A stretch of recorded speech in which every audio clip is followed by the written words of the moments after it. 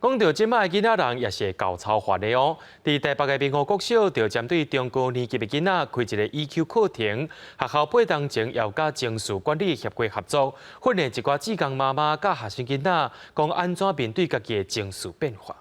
OK， 晴时多云，偶阵雨，听过吗？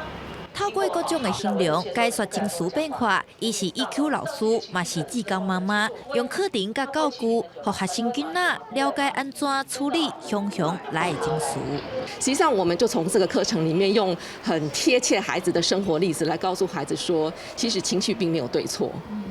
对，情绪都是我们很自然的感受，但是呢，表达情绪它却是有恰当跟不恰当的差别。透过教学，互囡仔面对各种情绪，知影安怎反应。8当前，民和国小参与护理情绪教育推广协会来合作，互学校志工妈妈受训练，教中高年仔囡仔情绪这门课，嘛透过教材引导因，拄到情绪困扰，爱思考安怎找方式代替受气，唔通伤害家己。我就是要放松，让心情比较稳定下来，就是比较不容易跟别人吵架。那相处上呢？相处上的话就会比较好交到朋友，然后也不会纠纷。那情绪强度是强烈还是微弱的？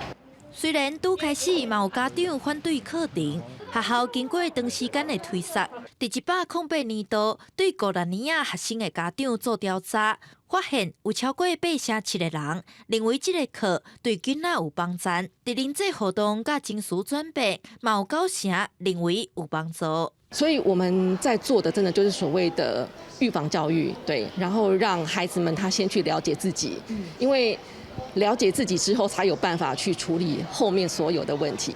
那他哪时候萌芽，我们也不是那么的确认。但是我相信，在每一次他在发生任何的事件的时候，他可能会想到课堂当中老师跟他们提起。EQ 老师讲，因亲像园丁，也正是等待不应，嘛期待互囡仔人了解情绪，会使一世人受用。记者陈雅文、林旭凯台北报道。